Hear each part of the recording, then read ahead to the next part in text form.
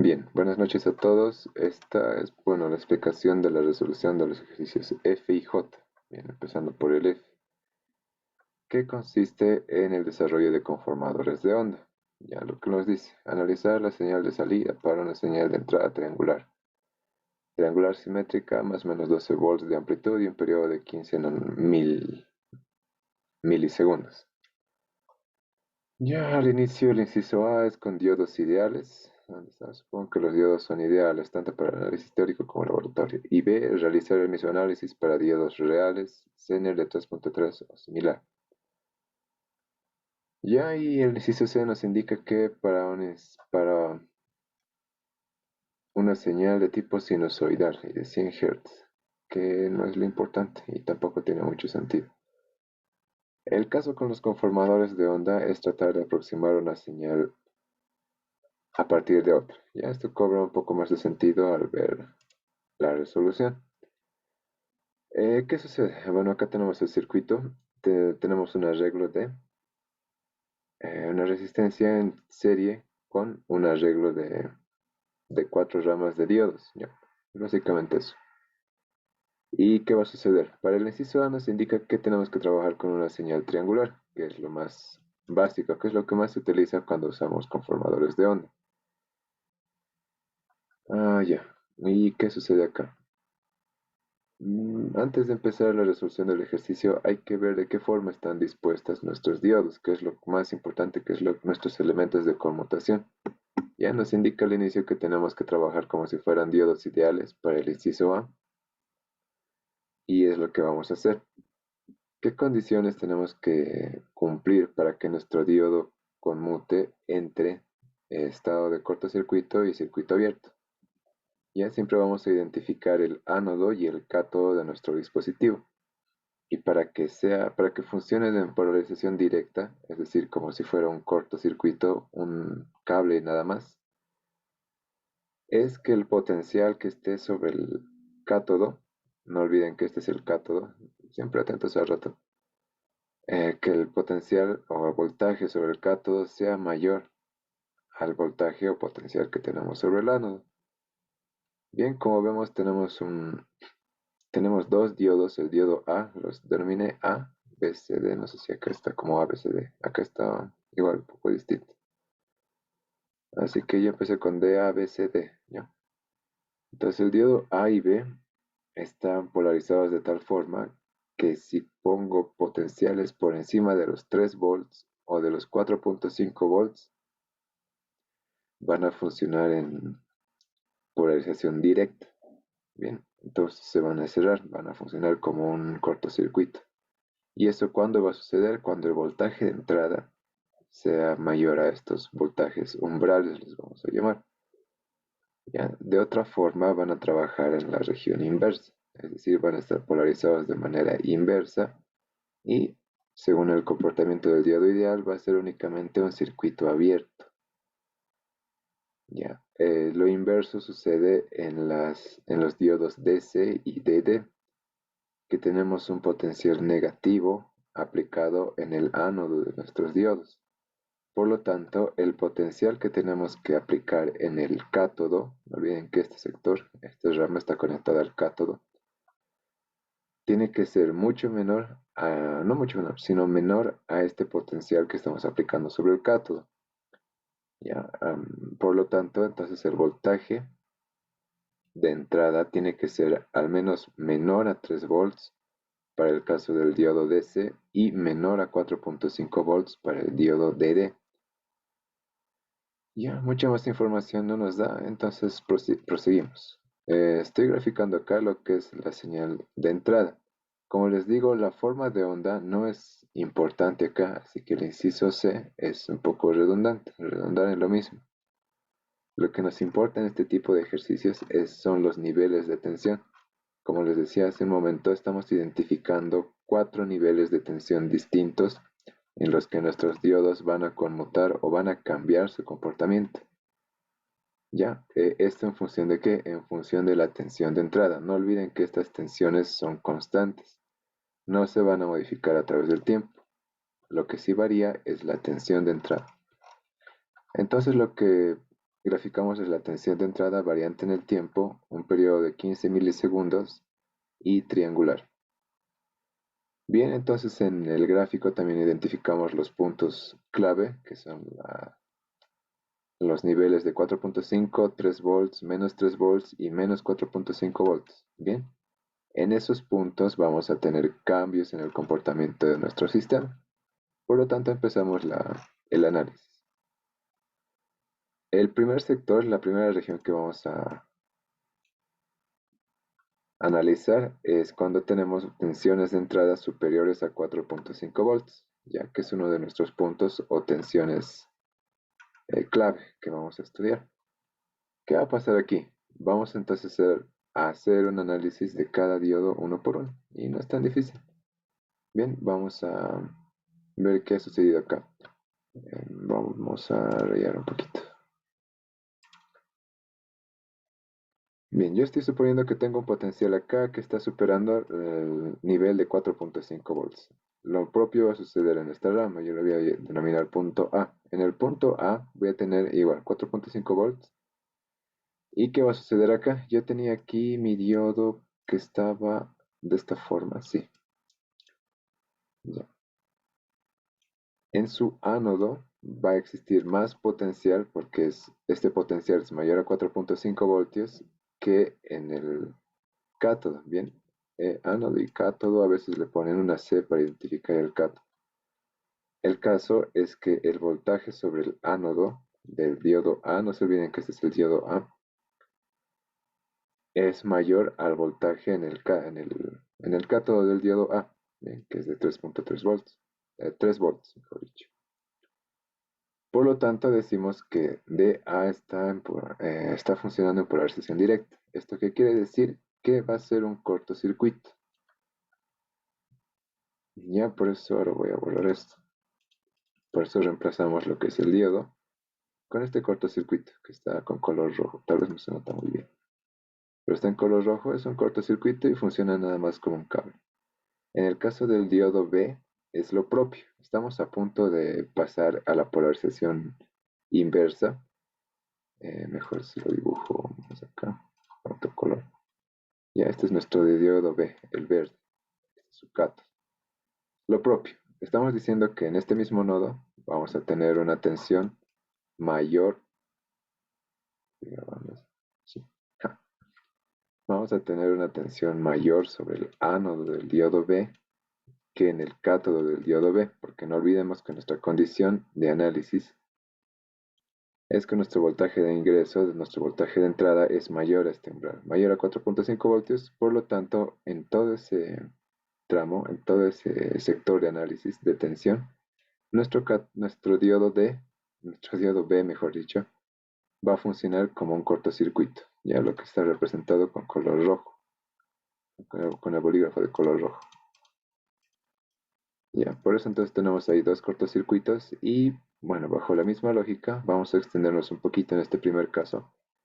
Acá teníamos nuestro diodo A, nuestro diodo C, que estaba dispuesto de esta forma. ¿Qué sucede acá? En el diodo C tengo un potencial positivo en el cátodo. En este caso ya estamos hablando del cátodo. Acá tengo el cátodo del diodo B, del diodo C, y acá tengo el ánodo. El voltaje de cátodo de mi diodo C va a ser mayor que el voltaje de ánodo. ¿Por qué? Porque le estamos aplicando 3 volts negativos. Ya no olviden la dirección de la fuente de alimentación. Al principio lo puse al revés, al principio de este documento. Ya, acá está al revés, pero está como menos 3 volts. Pero no afecta mucho, sabemos que es notación. Entonces, al ser el voltaje de ánodo, sí, el voltaje en el punto del ánodo menor al voltaje del punto del cátodo, va a funcionar en polarización, ahora sí, en polarización inversa. Bien, por lo tanto, según el modelo ideal, únicamente lo reemplazamos con un circuito abierto, es decir, no hay conductividad acá. como decir, se abrió el cable y no va a pasar ninguna corriente. Por lo tanto, esta rama queda nula. No nos sirve de nada porque no está llegando ninguna señal, ninguna tensión hacia tierra debido a este cortocircuito. Y el mismo análisis acá en el diodo D. Ya voy a cambiar de color nuevamente. En el diodo D sucede lo mismo y de la misma forma. El voltaje del cátodo del diodo D, en este caso el diodo D, va a ser mayor al voltaje en el ánodo del mismo diodo D debido a la presencia de esta fuente de voltaje de menos 4.5 voltios. Por lo tanto, va a estar nuevamente, al igual que el diodo C, polarizado en inverso. Por lo tanto, también se lo reemplaza con un circuito abierto. Y es así como se obtiene este modelo equivalente del circuito. Siempre lo importante, teniendo en cuenta que va a ser bajo esta condición, cuando el voltaje de ingreso es mayor a 4.5 voltios, que es uno de los puntos de inflexión que hemos determinado en nuestra gráfica. ¿Ya? La gráfica es importante acá porque nos va a permitir identificar en qué puntos va a cambiar el comportamiento de nuestro circuito. Por lo tanto, voy a borrar esta parte.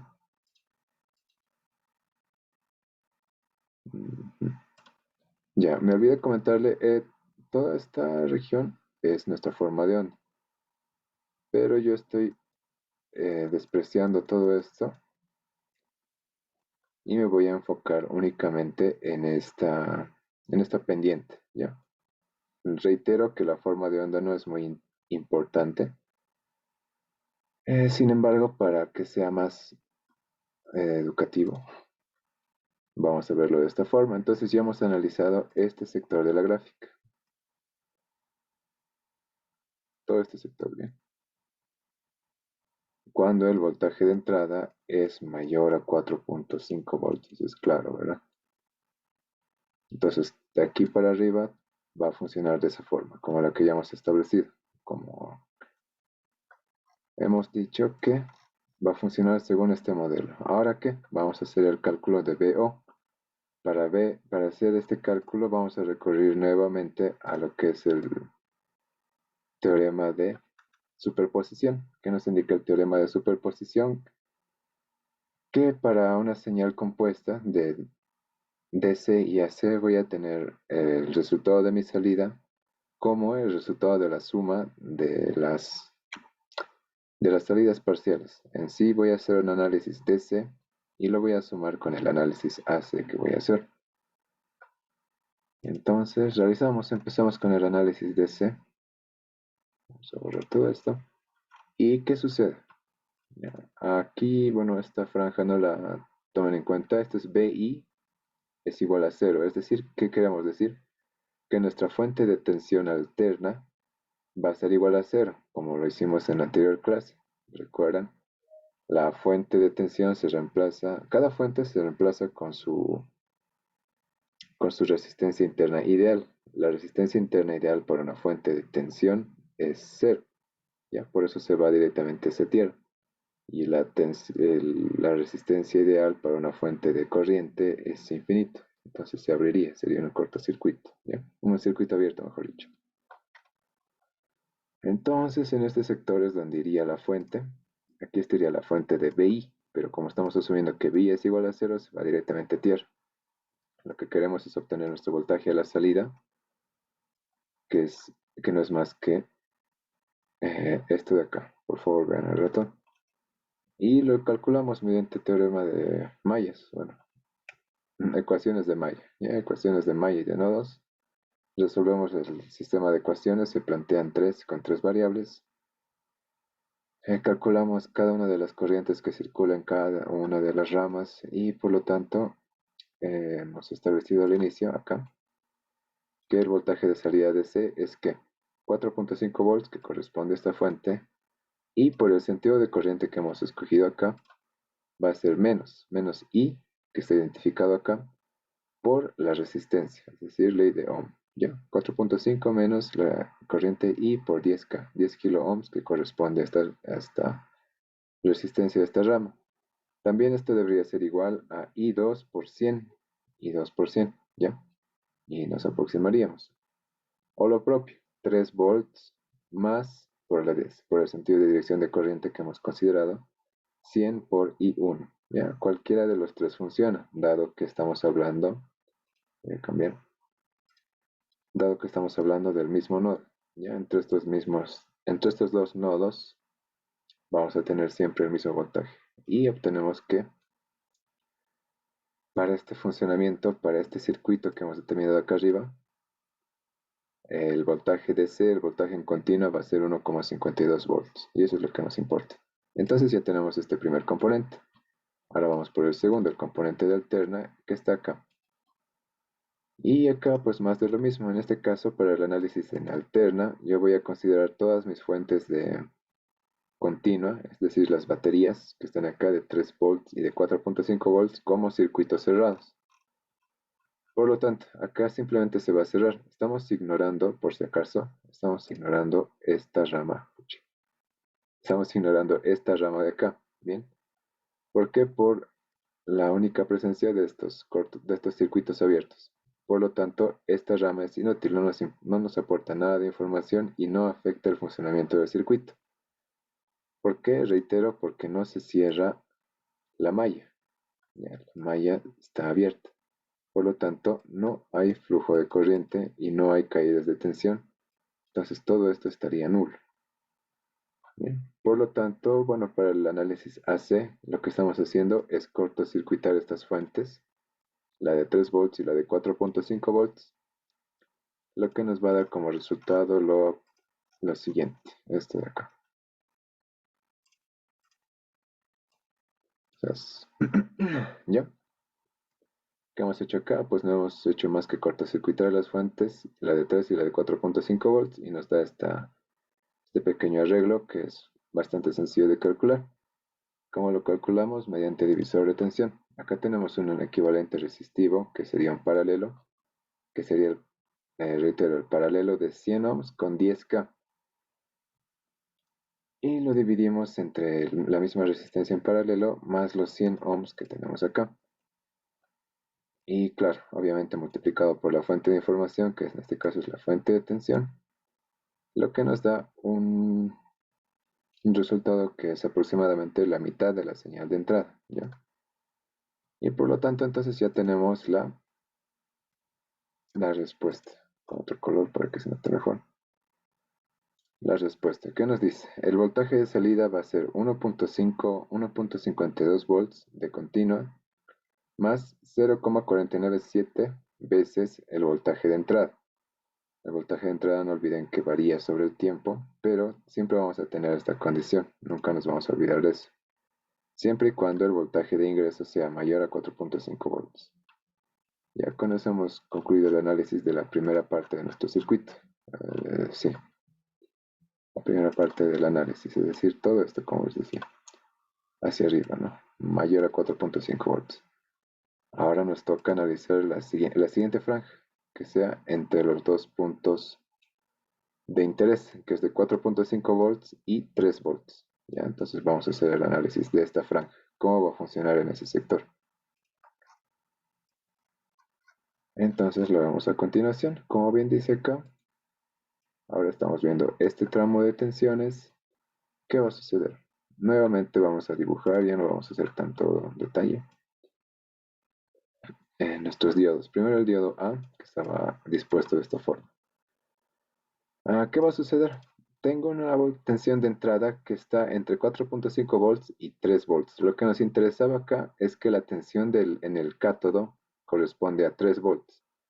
Por lo tanto, como este rango de tensiones sigue siendo mayor a 3 volts, como resultado, nuestro diodo en A sigue en polarización directa. Por lo tanto, se lo reemplaza directamente con un cortocircuito CC.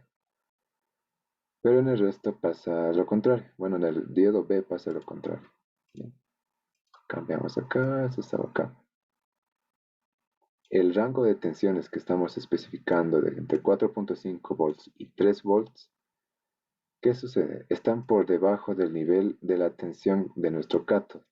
Bien, el nivel de la tensión de nuestro cátodo está en 4,5 volts y esta tensión es menor a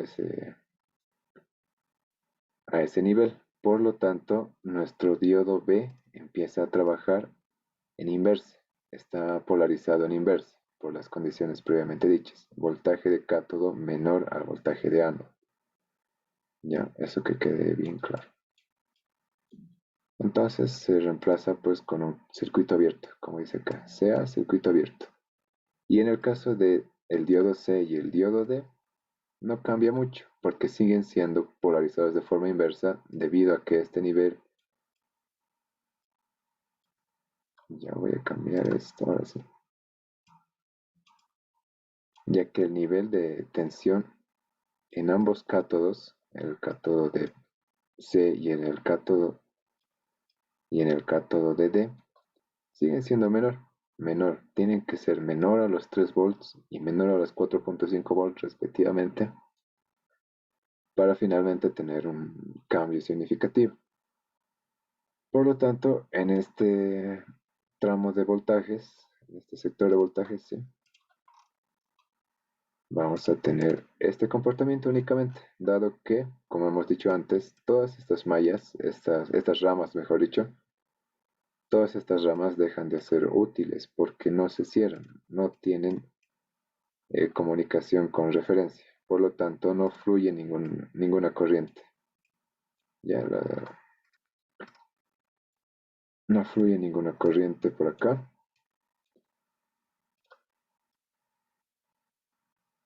Por lo tanto, no afecta el comportamiento de nuestro circuito. Eso que quede igual bien claro.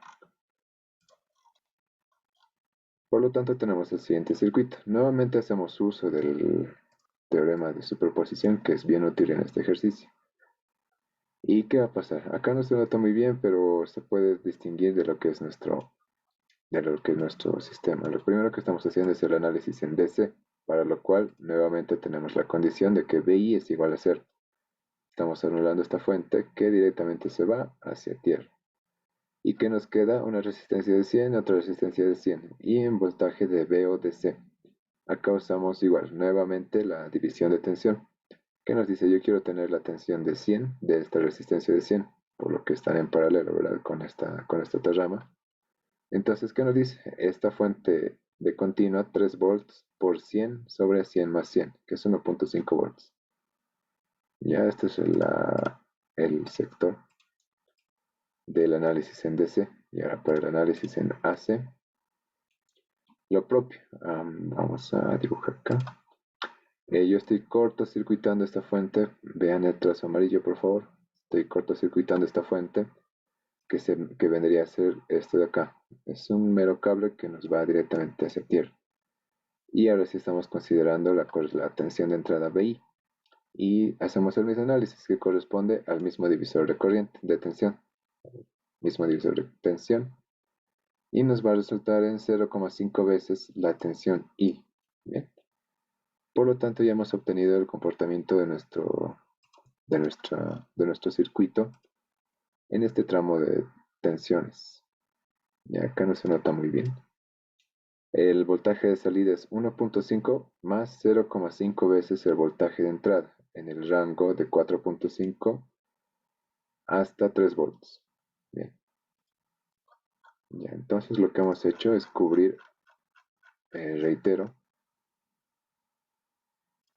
este sector de voltajes. Ahora vamos con el siguiente, que tenemos entre 3 volts y menos 3 volts.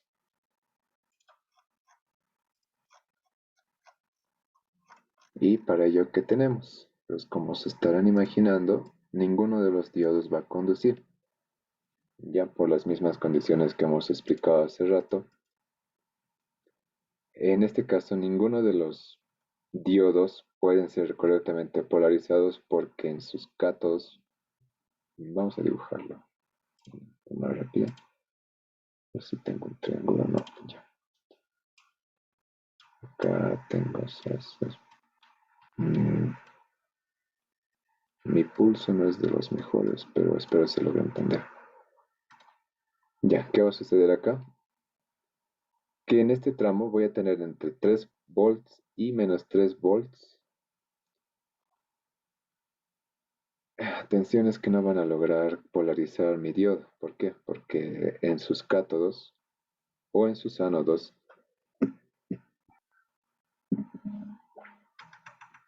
tenemos niveles de tensiones que no permiten la polarización directa. Por eso en todos los casos obtenemos el resultado de diodo polarizado en inverso. Ya todos se polarizan en inverso.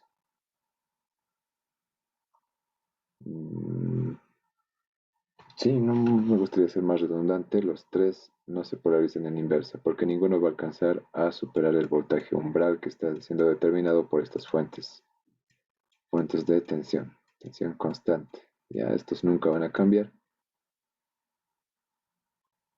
Por lo tanto, no se modifican.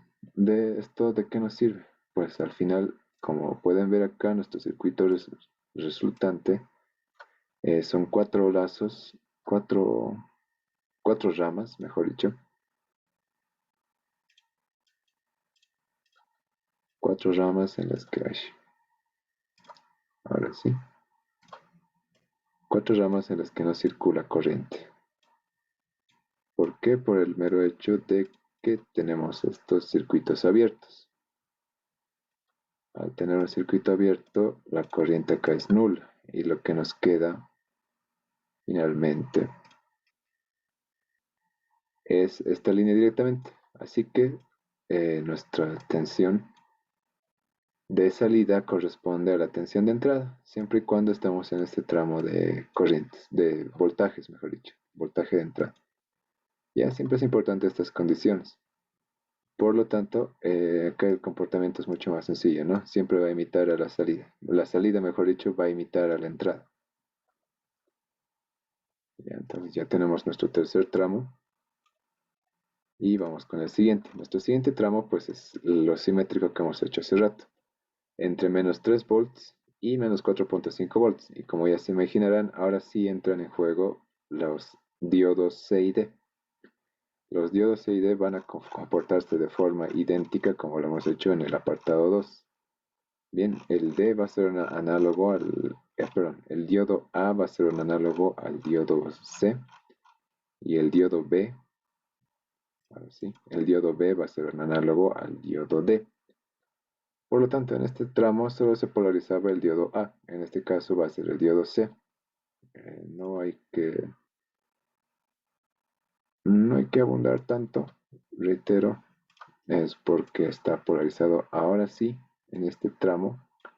Ya nos vamos a olvidar de DA, que acá no lo dibujé, de DA y de DB, porque van a seguir estando polarizados en inversa, ya, entramos en voltajes menores. Van a seguir polarizados en inversa, pero ¿qué va a pasar con DC? DC en su cátodo ahora sí va a tener valores de tensión menores a menos 3 volts. Ya, tenemos desde menos 3 hasta menos 4.5 volts. Todos van a ser menor a menos 3 volts. Ya que eso nos quede bien claro. Menores a menos 3 volts en el cátodo y en nuestro ánodo tenemos una constante de 3 volts. Por lo tanto, va a estar va a estar polarizado en directo. Por lo tanto, va a estar conduciendo. Y como decimos acá, está en cortocircuito. Cortocircuito, ya, no se olviden. Cosa que no sucede en el diodo D. En el diodo D las tensiones siguen siendo mayores. Las tensiones en el cátodo, ya, siguen siendo, mejor dicho, menores que en el ánodo. En el ánodo tenemos 4.5 volts, que es, que es menor al voltaje en el cátodo. Por lo tanto, sigue estando polarizada en inversa. Eso espero que quede claro y el análisis es similar, es exactamente lo mismo. Nuevamente hacemos la separación de señales DC y AC. El primer análisis AC nos indica que tenemos esta pequeña malla y el voltaje de DC de salida va a ser el divisor de tensión, en este caso menos 3 volts por el voltaje bueno, la caída de tensión que va a ser en de 100, ¿verdad? En la resistencia de 100 volts, que es de 100 ohms a 100 volts. En la resistencia de 100 ohms, ¿de acuerdo? El divisor resistivo y tenemos acá la mitad, porque son del mismo valor, 100 y 100, 100 y 100. Por lo tanto, nuestro voltaje o nuestra componente DC es 1.5 volts. Y lo que sucede para el voltaje de AC no es más que lo mismo. Cortocircuitamos la fuente de DC, la constante, la batería. Y tenemos el mismo divisor resistivo, en este caso de 100 y 100. Por lo tanto, de igual forma se va a quedar en la mitad del voltaje de entrada. Y finalmente, como resultado, tenemos que en el tramo de menos 3 volts, de menos 3 volts hasta menos 4.5 volts, el comportamiento va a ser de esta forma. Nuestra señal de salida VO va a ser menos 1.5 volts más 0.5 veces el voltaje de entrada. Con eso ya hemos cubierto 4 de nuestras 5 regiones de voltaje. Y pues vamos con la última. La última es más de lo mismo. Ahora lo único que nos queda es analizar voltajes menores a 4.5 volts. Y bueno, vamos a ser un poco más reiterativos acá. El único cambio que es apreciable es que el diodo D ahora sí empieza a conducir. Ya, debido a que ahora sí las tensiones en el cátodo van a ser menores a las tensiones en el ánodo, que eso quede bien claro en el voltaje. Tensiones de cátodo y tensiones de ánodo. En el caso de la tensión del ánodo es menos 4.5 volts y las tensiones del cátodo van a ser menores a 4.5 volts. Ya, por tanto, a partir de esa condición, el diodo D ahora sí va a conducir, va a ser un cortocircuito, CC. Y en el caso del diodo C, pues se sigue cumpliendo que el voltaje de cátodo es menor al voltaje de ánodo, dado que su voltaje de ánodo es menos 3 volts. Y como el voltaje de cátodo es menos 4.5 volts y menores, sigue estando polarizado en directo. Bien, entonces eso es lo que está sucediendo acá y hacemos más de lo mismo, el mismo análisis de separación de variables. Variables DC y variables AC. Continuamos. Entonces, establecemos las mismas ecuaciones de Mayo. Acá para el voltaje DC. Para el voltaje DC, como siempre, llevamos nuestro voltaje de entrada y la variable. El voltaje variable de entrada a tierra. Se hace un cortocircuito. Hacemos el análisis de esta malla, que es un sistema de ecuaciones. Y de lo cual obtenemos que el voltaje de salida va a ser menos 1.52 volts. Bien, esa es la componente constante de nuestra salida. Y para el análisis en AC, lo mismo. Hacemos el paralelo en este caso, al cortocircuitar estas fuentes. Ya, la de 3 y la de 4.5 nos queda este circuito. Y el voltaje de salida va a ser el voltaje que cae sobre el paralelo de estos dos, de 100 y de 10K. Bien, obteniendo el resultado similar al que hemos obtenido en la región número 1. Más que similar, es idéntico. Y finalmente obtenemos que el voltaje de salida es menos 1,52 más 0,49 veces el voltaje de entrada, siempre y cuando, esto es importante, siempre y cuando que el voltaje de entrada sea menor a menos 4.5 volts. Y ya con eso hemos cubierto las 5 regiones que cubrían nuestros puntos de interés que hemos determinado. Y acá está la gráfica resultante. Con trazo negro está nuestra señal triangular de ingreso, la BI, y con trazo celeste está el voltaje de salida. Acá, ¿qué se ha hecho? Como ven acá, a la derecha, vean el ratón, a la derecha está remarcado un sector número 1, que abarca ¿qué? Voltajes mayores a 4.5 volts. En ese caso vamos a tener este comportamiento, volvemos al resultado del sector 1, que es este. Tenemos que el voltaje de salida entonces va a ser 1,52 veces por más, mejor dicho, 0,497 veces el voltaje de entrada. Esa ecuación va a regir todo este sector.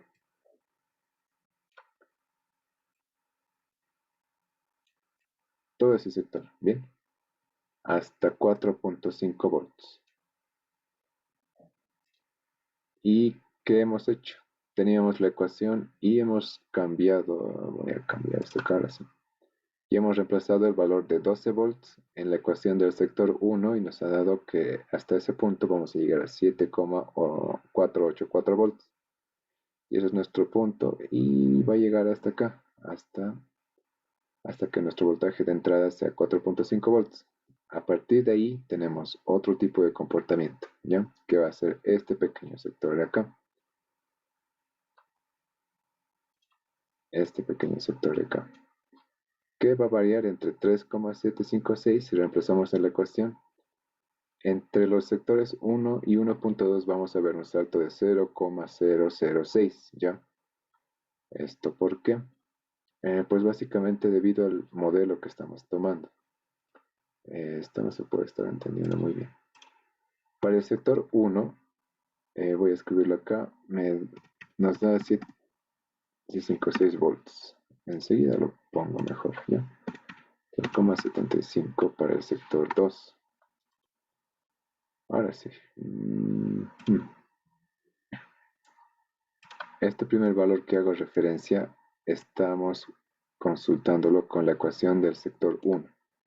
Y es lo que estamos poniendo acá.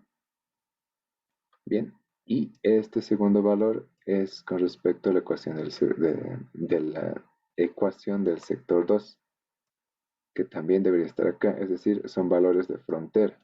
Hay una pequeña variación de 0,006 volts.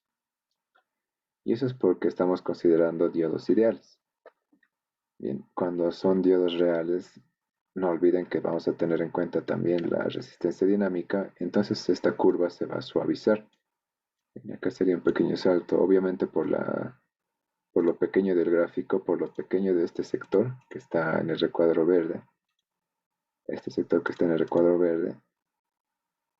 No se nota, pero sí sería un pequeño salto. Obviamente no se olviden que estamos considerando diodos ideales, pero la variación es mínima. Y esta variación se va a eliminar en la implementación con diodos reales. Y a los diodos reales nos van a ofrecer la resistencia dinámica que va a suavizar esta curva. Es decir, que va variando a medida que se cambia. ¿Y qué va a cambiar? Pues la naturaleza del diodo.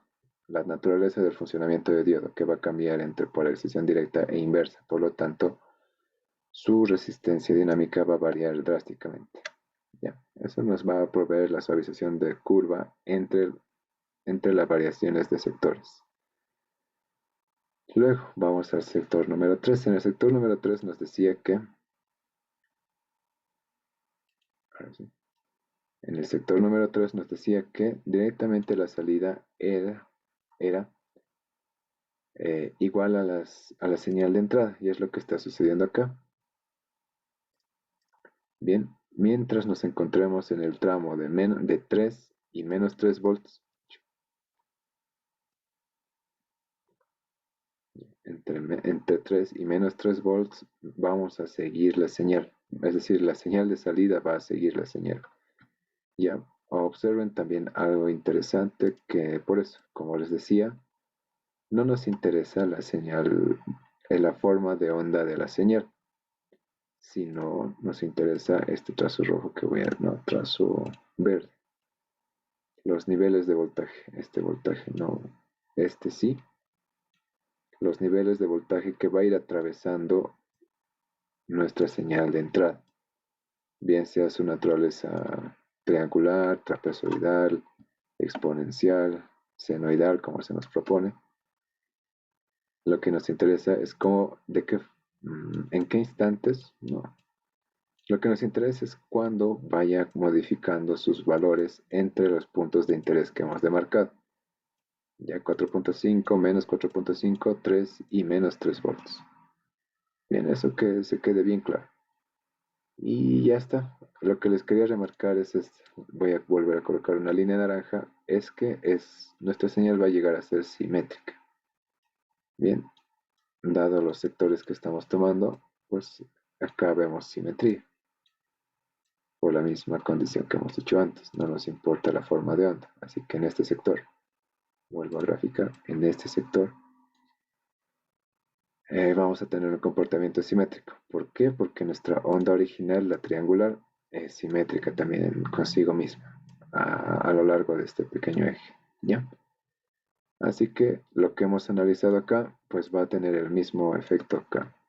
Eso es lo que les quiero decir. Y lo propio va a ser en los siguientes sectores. Vamos a bajar un poquito más.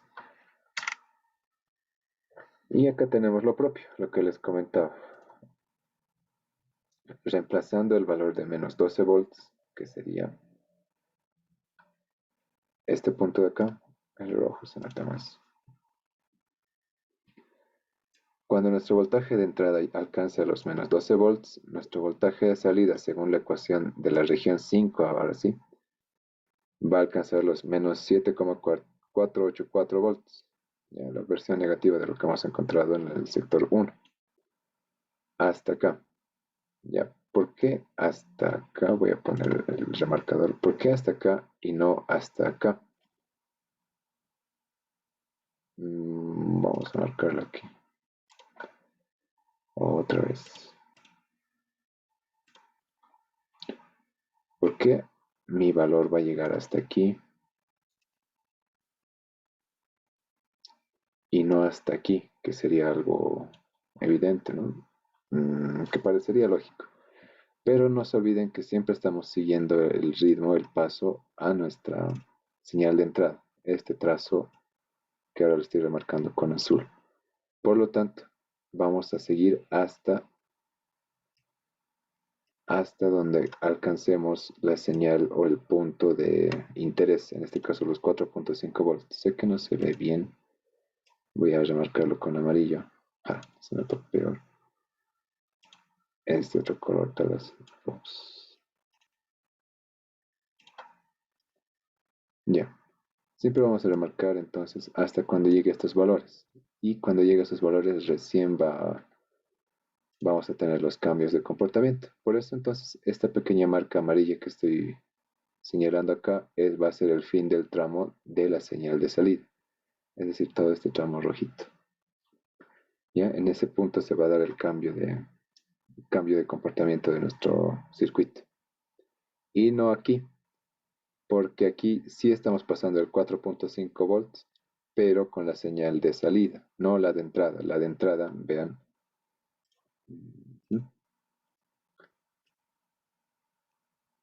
No, aquí digamos ya. Espero que esto quede bien claro. Acá, digamos, la señal de salida está en 4,5 volts, pero nuestra señal de entrada que está acá, que es esta intersección está en mucho más de 4,5 volts, así que no está dentro del voltaje de interés, dentro del punto del sector de interés. Bien, ese es también otro punto importante que tenemos que tener en cuenta al graficar. Y así es como se forma la gráfica. No se nota demasiado bien, pero es esto. Ya lo voy a remarcar ahora sí digitalmente. Bueno, mejor con rojo.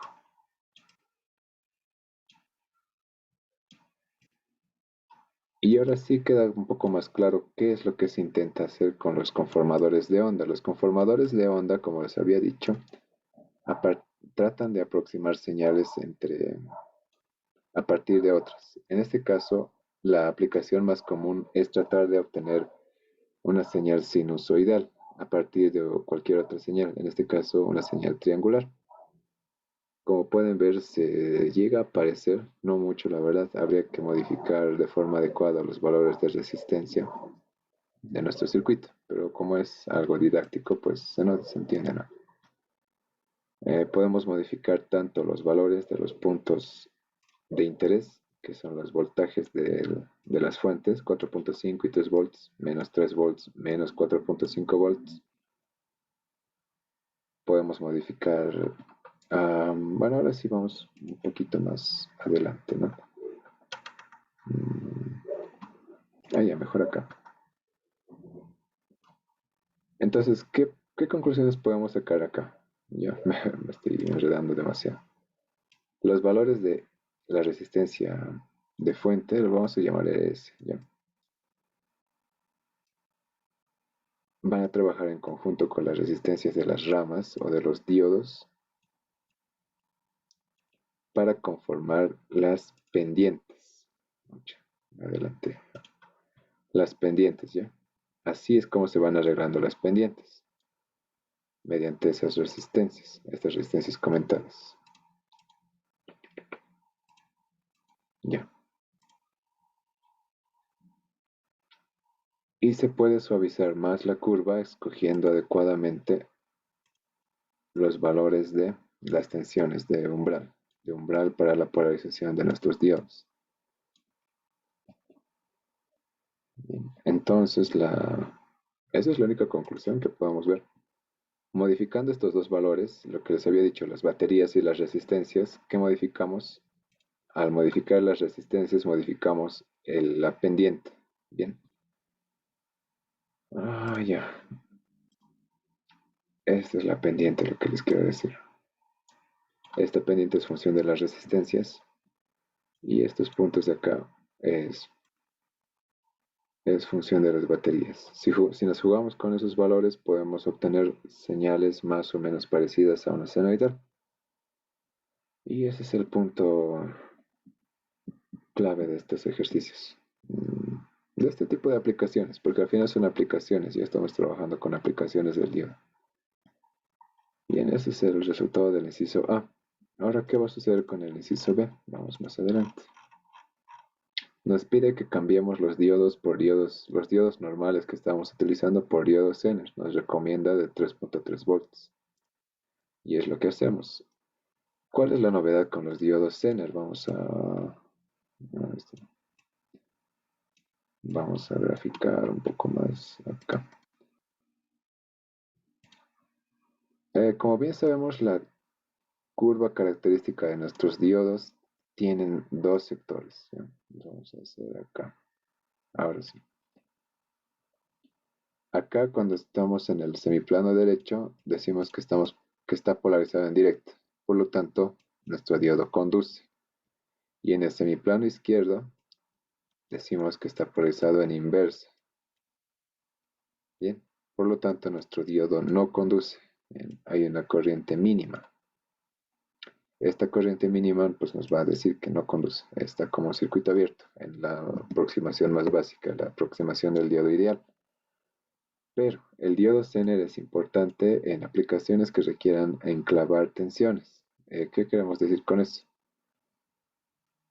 Sabemos que esta línea que estoy remarcando acá no es infinita, no se extiende infinitamente hacia la izquierda, sino existe cierto punto de declive, tensión de ruptura. Bien, todo diodo tiene su tensión de ruptura, o región, sí, tensión de ruptura o región de avalancha también se le conoce acá, en donde va a conducir, va a empezar a conducir a pesar de estar polarizado en inversa. Bien, esa es la gracia, cuando polarizamos excesivamente en inversa. Y con los diodos Zener, ¿qué sucede? Esta tensión de avalancha está controlada, una B de Z.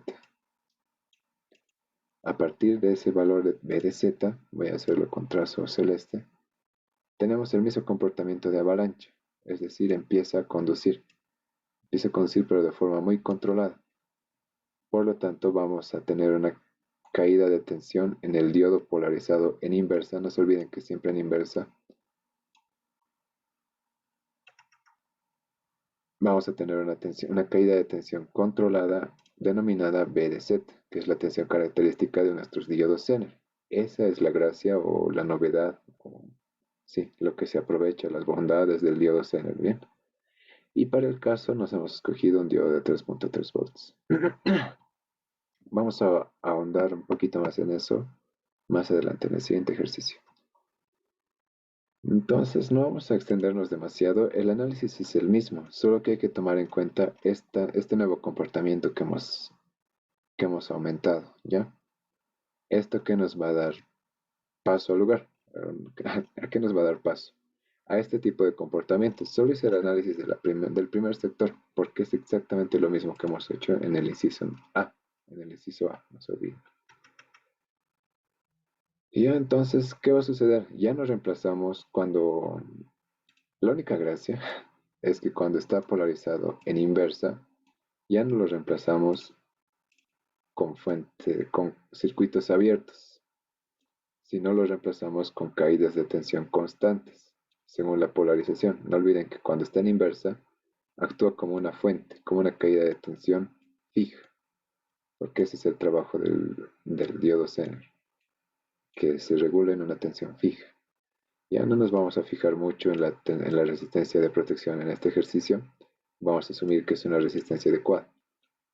Entonces, por lo tanto, vamos a tener este tipo de tensiones. Ya no hay circuitos abiertos.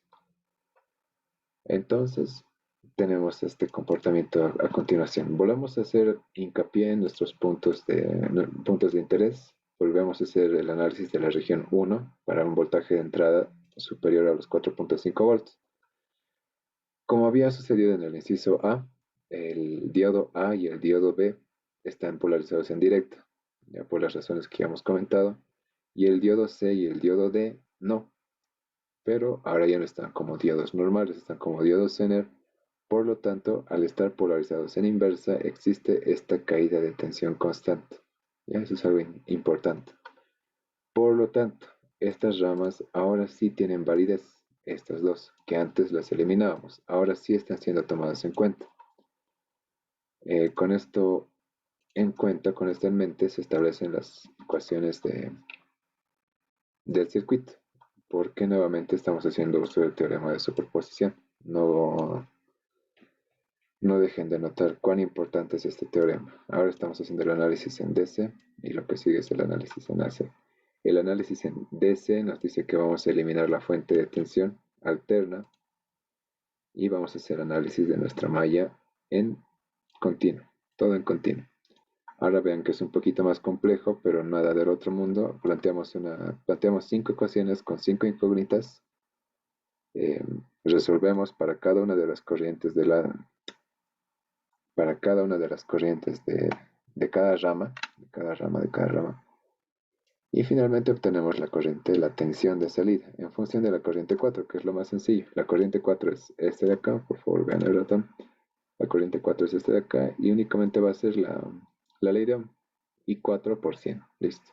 Y como están en paralelo, cumple que siempre va a ser la misma tensión en el mismo nodo, en los mismos nodos, entre los mismos nodos. Por lo tanto, nuestra tensión DC es 1,104 volts. ¿Ya? Y para el análisis DC, perdón, para el análisis AC, pues más de lo mismo. Bien. Ya, ahora sí. Para el análisis AC, más de lo mismo. Lo único que cambia es que ahora sí estamos cortocircuitando todas estas fuentes que tenemos acá. Y se convierten en cortocircuitos. Corto, corto y corto. Por lo tanto, tenemos este pequeño arreglo que no son más que 4 resistencias en paralelo, que tienen su propio equivalente, así que no hay mucho lío, no hay mucho lío. Por lo tanto, luego se convierte o se calcula la tensión de salida según un divisor de tensión. El divisor de tensión de la resistencia que va a caer, perdón, de la tensión que va a caer sobre la resistencia en paralelo de 100 con 10K con 100 con 10K, que está descrita acá. Y acá en suma con la resistencia de 100, que es fija de acá, que es la que nunca varía, como se habrán dado cuenta. Y finalmente tenemos este resultado. Para el tramo 1, observen, la tensión de salida es 1,104 más 0,331 veces el voltaje de ingreso, el voltaje de entrada. Bien, ¿qué diferencias vemos entonces en el tramo 1 con diodos ideales que con el tramo 1 con diodos Zener? Se ve reducido el voltaje de C, porque ahora sí estamos tomando en cuenta las 4 ramas. Siempre vamos a tomar en cuenta las 4 ramas, bien, en todos los sectores. Y también se ve reducido la pendiente, ¿ya? Esto ya no lo hemos graficado porque sí va a ser mucho más largo, ¿ya? Pero entonces les dejo la pauta. Ese es el mismo análisis de malla en los 5 sectores, ya tenemos en uno de ellos. Y bueno, no estimo que sea muy necesario graficar, pero como han visto, es simétrico. El sector 1, me vengo acá, el sector 1 es simétrico con el sector 5, el sector 2 es simétrico con el sector 4 y el sector 3, sí, tampoco varía. Así que igual, si calculo el 1 voy a tener una pauta, una muy buena idea de cómo va a ser el 5, calculo el 2, voy a tener una muy buena idea de cómo es el 4 y así.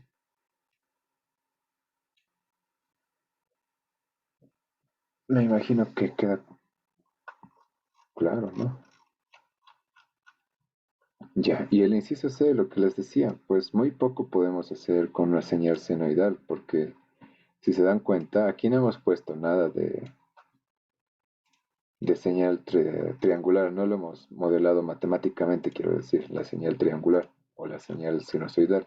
Únicamente la hemos tratado como si fuera otra variable. Voy a hacer un poquito de zoom. Y la hemos puesto acá.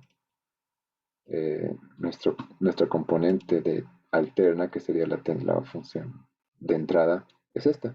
Nada más. Si yo lo reemplazo por una tensión triangular, por una tensión sinusoidal, me da lo mismo. Bien. Sería ideal hacer un resumen de los comportamientos en cada uno de los sectores, 1, 2, 3, 4 y 5. Pero lo importante es que no se va a modificar, perdón que sea tan reiterativo, que no se va a modificar sin importar la naturaleza de la señal de entrada, sino los voltajes, este no, los voltajes umbrales. ¿Ya? Por lo tanto, bueno, vamos a hacer un pequeño bosquejo. Si es sinusoidal, pues va a seguir entre menos 3 y 3, entre 4.5 volts y 3 volts, pues su amplitud, su pendiente va a ser menor. Bueno, cuando sea la tensión de entrada mayor a 4.5 volts va a ser igual. Observen que siempre es suavizada. Al ser una señal siempre va a ser suavizada. Y lo propio acá se va a seguir entre 3 y menos 3. Únicamente va a ser una especie de sinoidal más achatada. Ahora sí veremos las simulaciones. No hay mucho más que decir. Este es el circuito propuesto. Como ven, no había que calcular nada. O sea, nada de los componentes. Los componentes ya están dados. Algo que no les había enseñado es hacer señales triangulares. Ya vamos a hacer un pequeño apartado acá. Eh, Primero, ¿qué hago? Yo voy a borrar esto. Me vengo acá, generadores.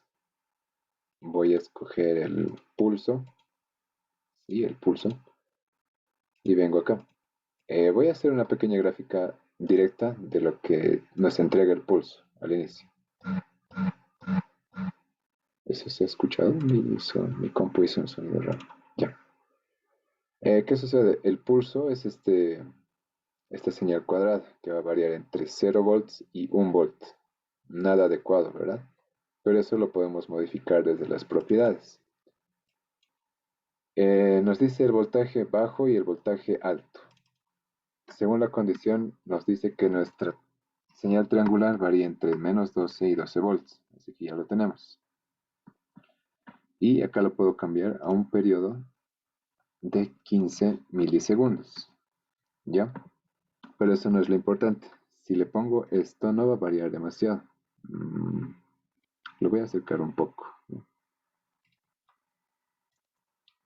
He jalado una señal, un analizador de audio, por eso ha sonado así. Interesante. Yo quería hacer el análisis analógico. Bien, ahora sí. Lo voy a acercar un poco. No se olviden que puedo modificar las características de mi graficador. ¿Y ahora qué me entrega? Pues una señal cuadrada nuevamente, no se nota nada, de triangular, que va a variar entre menos 12 volts hasta 12 volts. Al menos ya tenemos la amplitud definida. Pero seguimos, aún nos falta. Incluso tenemos el periodo definido, pero todavía nos falta. ¿Qué nos falta? El tiempo de ascenso y el tiempo de caída. El tiempo de ascenso va a ser la mitad del periodo escogido, es decir, 7.5 milisegundos. Y el tiempo de caída, pues por ser una señal triangular simétrica, también va a ser 7.5 milisegundos. Ahora sí le puedo dar a graficar y... ¿qué pasó aquí? Ya. Y nos da algo similar. Vean que ya se parece a una triangular, pero nos falta. ¿Qué nos falta finalmente? Acá nos indica que especifiquemos el ancho de pulso. ¿Qué es el ancho de pulso? Es este sector superior de acá, el ancho de pulso. Entonces, ¿qué nos estaba preguntando al inicio? Le voy a dar doble clic otra vez. El ancho de pulso nos dice que va a ser el 50%. ¿Pero el 50% de qué? El 50% del periodo. Entonces va a estar en alto, en el punto más alto, es decir, 12 volts, la mitad del tiempo, la mitad del periodo. Y ahí el resto pues va a estar en ascenso. Esa es una señal de ascenso. Pero yo no quiero eso. Es más, quiero que sea cero. Le doy OK. Me dice que no. Entonces acá le pongo OK. Ya le cambio a cero. ¿Qué hemos hecho acá? Ancho de pulso lo podemos poner en porcentaje de periodo o en segundos. Yo le digo que sea 0 segundos y listo. Ahora sí le doy en graficar. Ahora sí tenemos una triangular perfecta. Bien, entonces la triangular la obtenemos a partir de la señal pulso. Y esto lo borramos porque ya lo tenemos.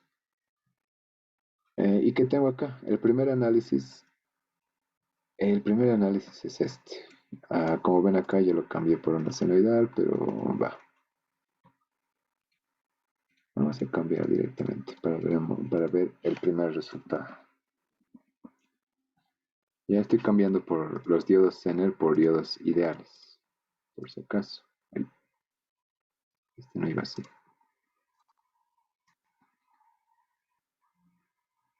Reemplazo y reemplazo.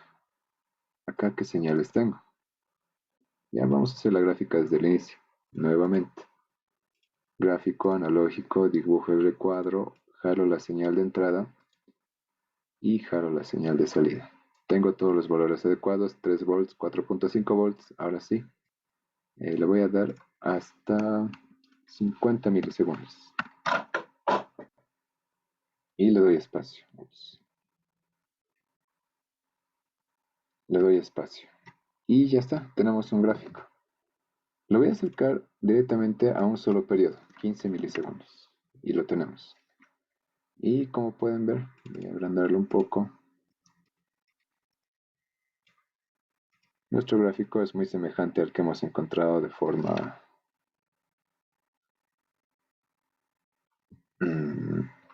a mano, a mano, a mano. ¿Ya? Vamos a agrandarlo un poquito más hasta los 30 ya. Y es exactamente lo mismo. Veremos los trazos, los niveles. Nos dice que en el segundo 7.52 milisegundos tenemos una amplitud de 7,83. Y en lo que hemos encontrado tenemos una amplitud de 7,84. ¿No? La variación es muy pequeña. Ni medio volt ha variado. En el segundo tramo, cuando la entrada es 4.5 volts, vamos a tener un cruce. Ups, ¿dónde está?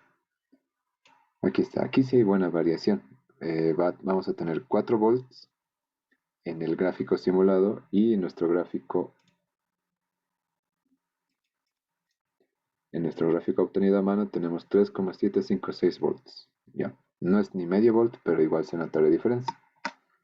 Y vamos a acercarnos un poquito acá. Hacemos zoom con la rueda del ratón, no lo olviden. Bien, se agranda. ¿Y qué va a suceder acá? Hay algo está sucediendo interesante. Estamos viendo que nuestra simulación lo está haciendo con diodos reales. ¿Ya? Es real, ¿por qué? Porque no está siguiendo, voy a rayar acá, no está siguiendo la señal que, como habíamos esperado, entre -3 y 3 volts, sino, mira que lo hago con amarillo, ahora sí, pero lo hago con verde, lo está haciendo un poquito más antes, ya empieza a hacerlo un poquito más antes. Esto debido a qué? Debido a que está tomando incluso la caída de tensión característica de los diodos, es decir, el voltaje de gama o el voltaje umbral. Bien, por eso entonces es que tenemos esta pequeña pendiente poco antes de los 3 volts. Bien, pero bueno, eso nos indica que nos estamos aproximando muy bien. Ja. Bien, espero que eso haya quedado claro. Miren, se queda el gráfico acercado. Hago zoom out con la rueda del ratón. Lo arreglo, lo cierro y vuelve a estar como antes. Ahora sí, voy a borrar todo esto. No nos importa. Ay, y ahora sí. Voy a borrar todo esto. Delete. Y voy a agrandar la ventana. Ahora quiero hacer el análisis con los diodos de Zener. Voy a duplicar la ventana. Voy a duplicar el circuito, mejor dicho. Esto lo duplica todo en su totalidad, excepto las ondas. Bien, estas ondas que hemos marcado acá. Y voy a cambiar mis diodos por el Zener. No se olviden la tecla más para rotar. Me pregunta si quiero reemplazar. Sí, aquí igual quiero reemplazar. Roto aquí. Me pregunta si quiero reemplazar. Le digo que sí. Y finalmente acá. Voy a jalar esta señal acá para que se vea el contraste. Entonces ya tenemos tres señales. Le doy a graficar. Space. Y vean, el trazo azul ya corresponde a la señal de salida cuando nuestros diodos son Zener. Y vean, ¿qué podemos concluir de acá? Nuevamente voy a hacer zoom. Puedo hacer también un zoom inteligente. No un zoom inteligente, zoom en sector. Le doy acá a esta lupa, zoom en área me dice.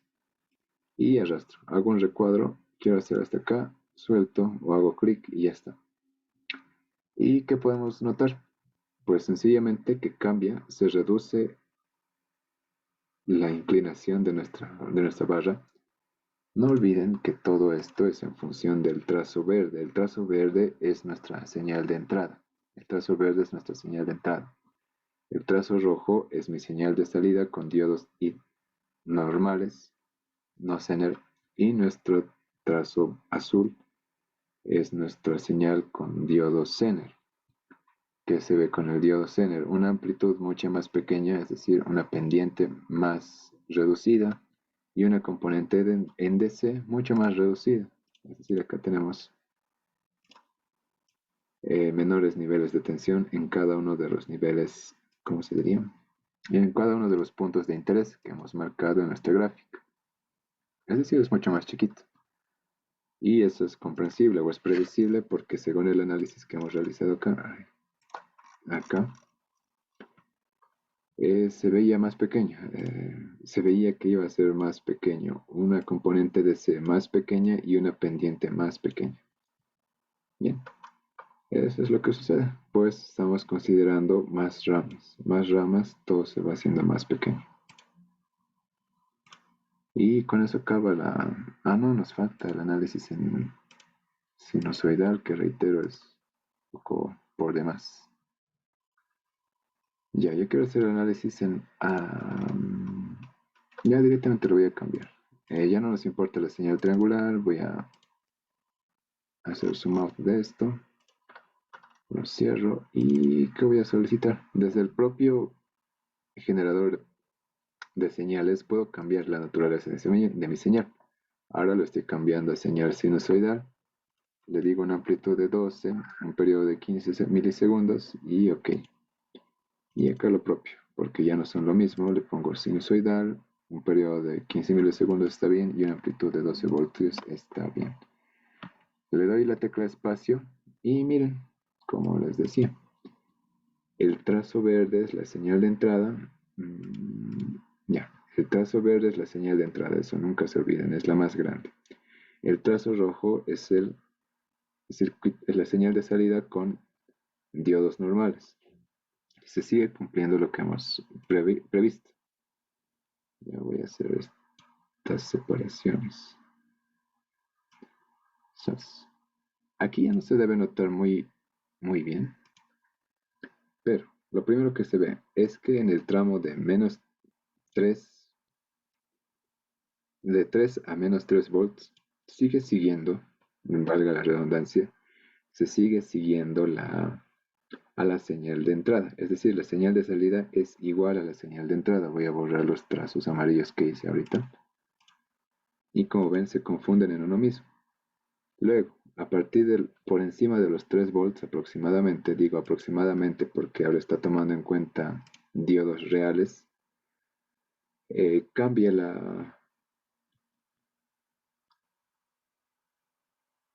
cambia tanto el nivel de DC como la inclinación, ¿bien? La pendiente, siempre la pendiente, mucho se me va esta palabra, la pendiente, la pendiente de la señal, la pendiente que va a multiplicar la señal de entrada, bien. Eso va a cambiar y va a cambiar también una vez que se supere el umbral de 4.5 volts. Por lo tanto nos da, como les había comentado, una señal sinusoidal más achatada, nada más. Obviamente ya no es senoidal, sino está deformada, pero se parece. Se parece hasta cierto punto, obviamente.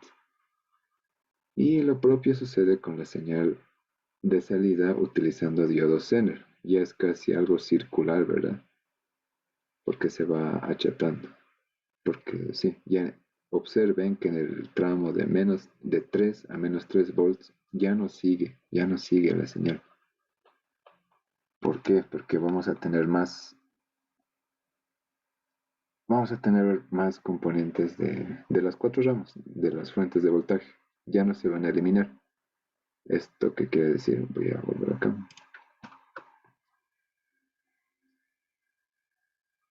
Tanto en el análisis AC y DC, cuando estamos en los 3 volts, entre menos 3 y más 3 volts, vamos a subir un poquito más.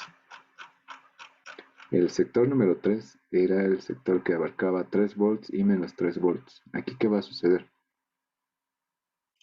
Ya como adelanto. Aquí vamos a tener las fuentes. ¿Cómo sería esta? Así. Ah, no se mata. Así.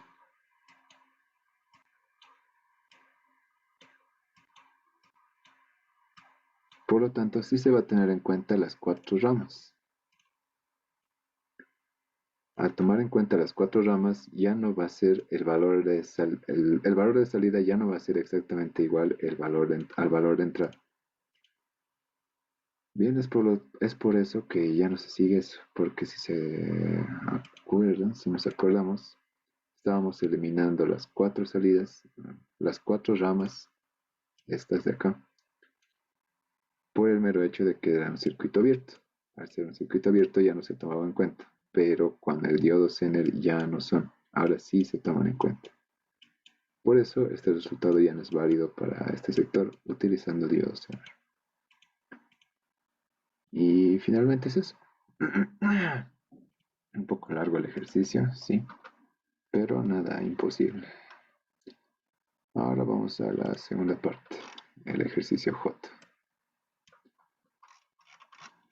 El ejercicio J nos está indicando una fuente de rectificación, ¿ya? Un circuito regulador, mejor dicho.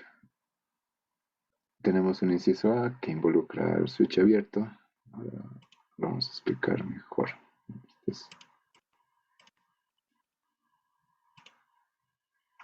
Ya. Entonces pasamos al inciso J. El inciso J, ¿qué nos dice? Tenemos una fuente de rectificación hasta acá y un elemento regulador que va a ser nuestro diodo hasta al segundo tramo, al segundo trazo amarillo. Bien, entonces hasta aquí no es más que un rectificador y es lo que nos pide el inciso A. Cuando el switch está arriba, calcular que nos pide VCC, ICC y la corriente de diodo máximo. Pucha, esto no se nota bien, tengo que hacerlo con bolígrafo. El voltaje de ingreso, según la gráfica, acá vamos a ver. Esta no es, según la gráfica, tenemos una amplitud de 169, tantos, demasiados decimales, una frecuencia de 60, pero vamos a tomar en cuenta la frecuencia que nos indican acá, 50 Hz, ¿ya? Entonces, nuevamente, hay un factor de acoplo de 0,125. Eso está en el PDF que les he pasado del manejo del transformador en Proteus. Lo importante, lo que primero necesitamos es la caída de tensión acá, es decir, la tensión alterna que vamos a rectificar. ¿Qué vamos a hacer? Identificamos que la señal de entrada es una sinusoidal, obviamente, con una amplitud de 169, como nos indica el ejercicio, y una frecuencia de 50. Ya, no olviden que siempre está multiplicado por 2pi, porque es frecuencia angular. Luego, decimos que tiene un voltaje RMS de la amplitud dividida entre raíz de 2, lo que nos da exactamente 120 volts RMS.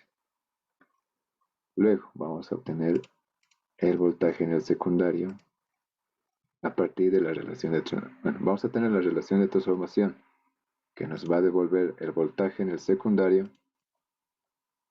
eh, relacionado con el factor de acoplo.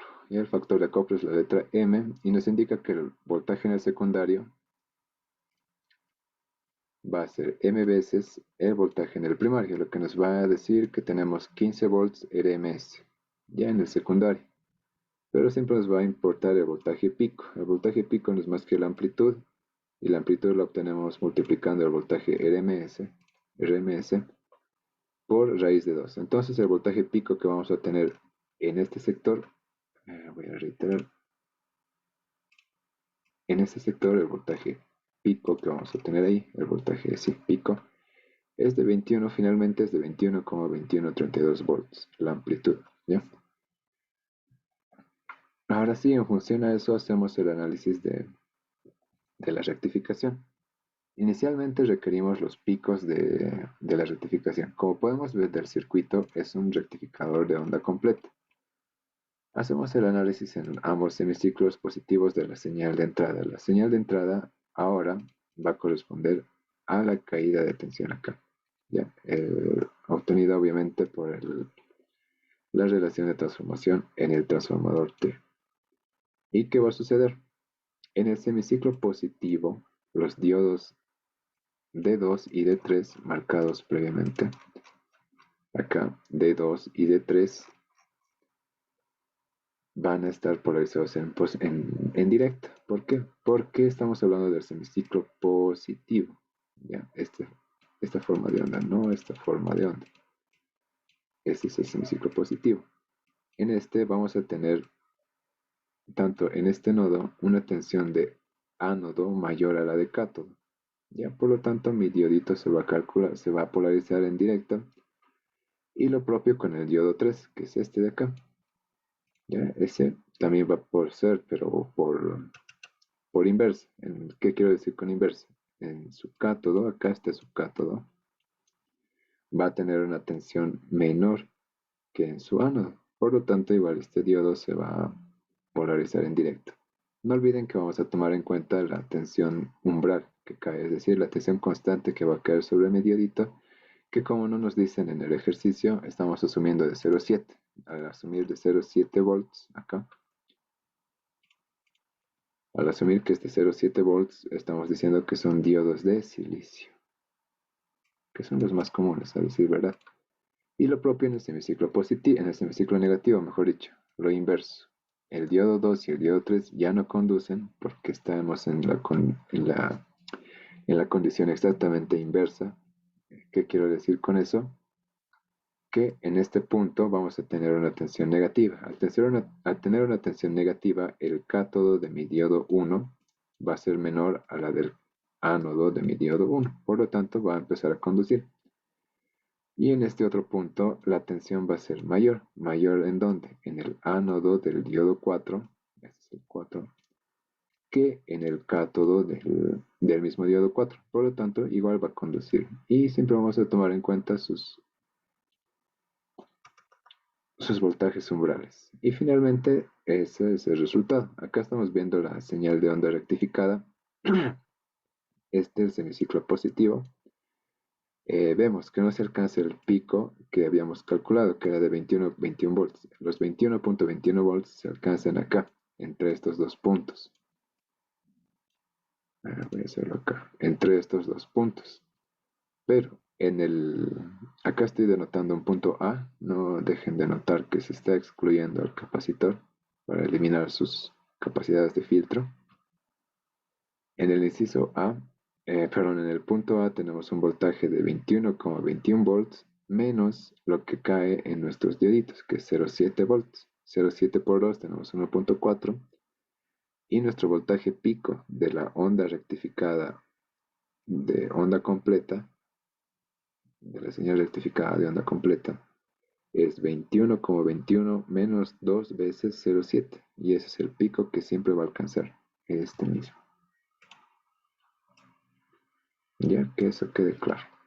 Por lo tanto, el voltaje pico ahora sí que voy a tener en este nodo, que es el de importancia ahorita, es 19,81 volts. Ya, eso que quede claro. Entonces, con ese dato vamos a continuar. Para el VCC, ahora sí vamos a calcular el VCC. Nos piden VCC e ICC. Lo primero que necesitamos es el voltaje de Ripple. Para el voltaje de Ripple tenemos esta fórmula.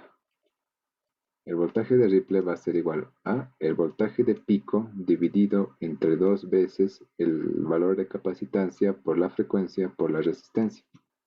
¿Cuál resistencia? La que está en paralelo, esta misma, R1. Ahora sí estamos tomando en cuenta el efecto del capacitor, estamos cerrando el circuito. Bien, entonces continuamos. Reemplazando todos estos valores que todos están disponibles, el voltaje pico lo acabamos de calcular, son 19,81 volts. 2 constante, el capacitor se nos es otorgado, son 100 microfaradios, ¿sí? 100 microfaradios, la frecuencia de 50 Hz y la resistencia de 1K. Por lo tanto, mi voltaje Ripple es de 1,981 volts. Bien, ahora sí podemos calcular el VCC e ICC. Aquí hay, bueno, aquí hice una acotación importante. Estas formulitas de acá funcionan cuando no tenemos un capacitor, es decir, el voltaje que nos va a otorgar la fuente sin capacitor. El VCC está dada por esta ecuación, el 2 sobre pi veces el voltaje pico para diodos reales y cuando considero, perdón, para diodos ideales y cuando considero diodos reales, no hago más que incluir 2 veces, pucha, aquí no se nota, los voy a volver a mandar, me imagino. 2 veces la resistencia dinámica del diodo más la resistencia de carga, ya que para este caso, ¿qué resistencia de carga estamos considerando? Estamos considerando R1, dado que nuestro switch está hacia arriba, así que R1 va a ser nuestra resistencia de carga, ¿ok? Eso para diodos reales. Y lo propio para la corriente de ICC, que va a ser la corriente de fuente, ya la corriente ICC es el mismo voltaje VCC, que habíamos dicho, 2 sobre pi veces el voltaje pico. Esto es VCC, ¿verdad? VCC. Y lo dividimos sobre la resistencia de carga, RL. Esto considerando diodos ideales. Y acá lo propio. Cuando quiero considerar diodos reales, es este 2 está por demás. 2pi veces el voltaje pico, que es el voltaje, dividido entre la resistencia. ¿Cuál resistencia? 2 veces. No olviden que siempre estamos considerando 2 diodos que están funcionando al mismo tiempo. 2 veces la resistencia dinámica de los diodos más la resistencia de carga, RL. Aquí estamos considerando, en el diodo ideal estamos considerando solo la resistencia de carga y en el diodo real estamos considerando la resistencia dinámica. ¿Por qué en general se desprecia? Porque esta resistencia dinámica, cuando está en funcionamiento el diodo, es del valor mínimo, entre 10 a 40 ohms. Y esto comparado con este valor de 1K ohm es prácticamente despreciable. Así que en general no lo tomamos en cuenta el RD. De acuerdo, entonces continuamos, pero este no es nuestro caso.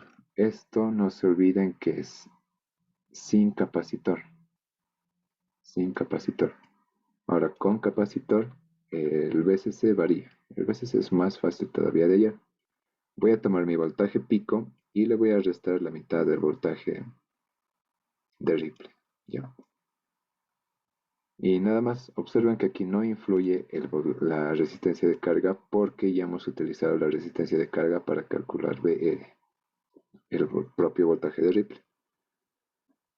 Así que lo propio para la corriente de carga. ¿Qué estoy haciendo? Estoy tomando el VCC, propiamente dicho, que he calculado previamente acá. estoy tomando el BCC y lo estoy dividiendo entre R1, que es básicamente mi resistencia de carga. Con eso estoy obteniendo que mi BCC para la fuente del ejercicio, cuando tenemos el switch arriba, es de 18,82 volts. Y en base a eso tenemos la corriente que está suministrando, que no es más que la tensión BCC dividida entre la carga RL, que es de 18,82 miliamperes. Bien, entonces eso queda claro. Y finalmente tenemos la forma de onda. Vamos a alejarnos un poco ahora sí. Y lo único que tenemos es la onda rectificada. Acá con lápiz está puesto la sombra, ¿no ve? De lo que es la señal rectificada de onda completa, es decir, cada uno de los picos. Y con trazo celeste está la señal de salida. La señal de salida que sería la rectificada completa. Acá se marcan los valores importantes, que es el valor pico de cada una de las señales rectificadas, que es de 19,81 volts. Luego tenemos el voltaje VCC, este de acá, lo voy a remarcar con amarillo, el voltaje VCC, que como habíamos visto es este valor pico menos la mitad del voltaje de Ripple, que finalmente el voltaje de Ripple lo hemos calculado y es este sector de acá, este tramo de acá. Bien, desde el voltaje pico hasta el menor valor que va a considerar al que va a alcanzar nuestro capacitor en sus capacidades de filtraje. Ya, entonces esta es la línea de descarga. No se olviden que estamos utilizando una aproximación lineal, pero como siempre la descarga del capacitor es exponencial. Ya, eso es también algo a tomar en cuenta, pero como tomamos la aproximación lineal, pues poco varía, la verdad. Bien, así continuamos entonces con el siguiente apartado. Ya tenemos la primera parte y lo último que nos faltaba calcular es la corriente máxima. Y para eso simplemente utilizamos la fórmula dada. La fórmula dada nos indica que nos vamos a basar en el voltaje pico sobre la resistencia de carga. Este va a ser la corriente en funcionamiento, es decir, lo que va a proveer mientras... a ver, ¿cómo les puedo poner esto? Ya. Este es el voltaje, perdón, la corriente de consumo de nuestra carga más la corriente de nuestro capacitor en carga. Es decir, la corriente máxima nos estamos basando en dos factores. El primero, este uno, que va a corresponder a solamente el voltaje pico sobre RL, que va a corresponder a la corriente que va a circular sobre nuestra carga, el R1, más la corriente que va a consumir el capacitor, porque no se olviden que en determinado punto nuestro capacitor va a necesitar cargarse. Por lo tanto, los diodos van a conducir esa corriente extra y la van a derivar hacia el capacitor. Entre esos dos factores estamos calculando la corriente máxima. La corriente máxima entonces nos indica que va a ser en cada diodo 158,97 miliamperes. Esto es la fórmula para el rectificador de onda completa. Y para el rectificador de media onda se está considerando únicamente dos veces la corriente que va a requerir el capacitor. En la rectificación de onda completa estamos únicamente utilizando una vez, pero acá estamos utilizando dos veces. Es decir, cada diodo va a conducir un máximo, bueno, el doble de veces lo que consume el capacitor. Bien, pero no se modifica la corriente sobre la carga, que es siempre la misma. Es prácticamente eso. Y con eso se acaba el inciso A. El inciso B nos indica que se cierra el switch. Ya el switch cerrado. Se cierra el switch y como ven, ya no hemos dibujado la parte de la rectificación porque poco nos importa. Aquí estoy haciendo una anotación que hay un ejercicio muy similar en el libro de Savant. Aquí dice Savant, mi escritura no es la mejor, ya les dije, les advertí. Entre las páginas 35 y 39 se desarrolla la teoría de manejo del diodo Zener como regulador y hasta la página 39 se realiza también un ejercicio bastante similar. ¿Y acá qué sucede? Pues es mucho más sencillo.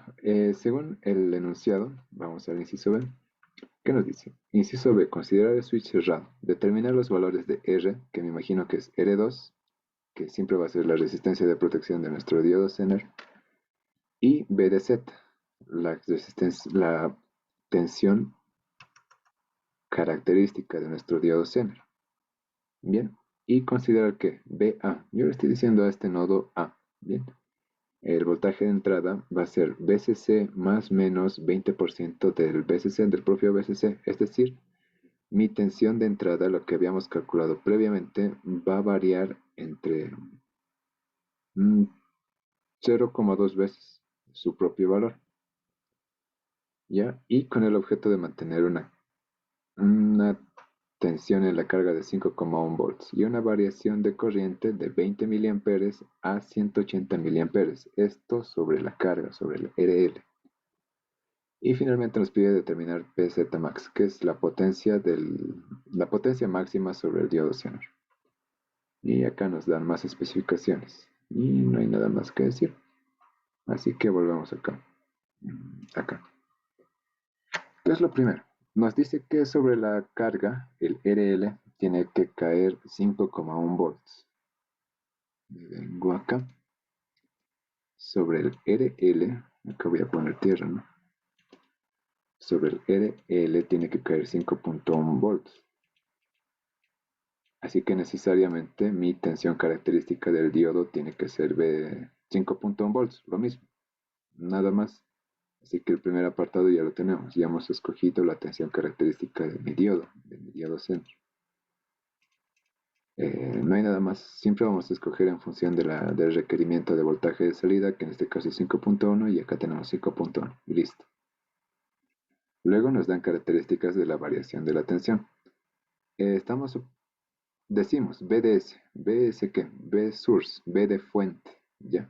En este caso B de ingreso. ¿Qué va a ser? El mínimo va a ser al menos 0,8 veces VCC. Y el voltaje máximo va a ser 1,2 veces. Como decía en el enunciado, una variación del más menos 20% del valor de VCC. Reemplazo el valor de VCC previamente calculado, que era 18,82, ¿verdad? Lo que habíamos calculado en función del voltaje pico y el voltaje de rizado. Entonces, bueno, reemplazo esos valores previamente obtenidos. Me da un voltaje mínimo de 15,056 volts y un voltaje máximo de 22,584 volts. Las variaciones de corriente ya me las da el propio ejercicio. La corriente sobre mi carga, eso es importante identificar. Estamos identificando, según lo que nos da el enunciado, el voltaje mínimo de fuente. ¿Ya? El voltaje mínimo de fuente. Bueno, las cotas máximas, mínimas y máximas de las variaciones de fuente. Y también nos está indicando las variaciones mínimas y máximas de la corriente sobre la carga, ¿Ya? Y en función de eso vamos a calcular la resistencia R, que es la resistencia de protección. Para eso tenemos dos posibles criterios. ¿Cuál es inicialmente la función de R? ¿Ya? Acá vamos a hacer una pequeña pausa para explicar el funcionamiento del diodo Zener. Eh, sí, tengo espacio. Voy a agrandarlo un poquito más acá. Voy a borrar todo esto. ¿Cuál es la funcionalidad del diodo Zener? Voy a eliminar un rato la carga y voy a hacer el siguiente circuito. Mejor con esto.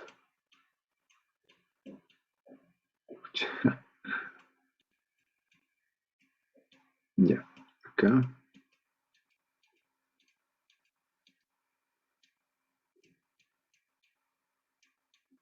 Y acá. Ahora sí.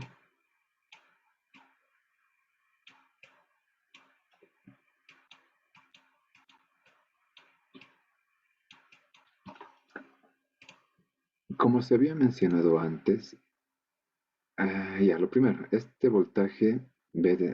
diodo está polarizado en inverso. Siempre vamos a trabajar el regulador de diodo Zener en inverso. ¿Por qué? Porque tiene una tensión avalancha controlada. ¿Esto qué quiere decir? Que va a mantener tensiones constantes entre sus dos terminales cuando se alcanza la región de avalancha. ¿Ya? Pero ¿eso qué me quiere decir? Esto yo lo puedo asemejar a algo por el estilo, ¿no? A una resistencia variable,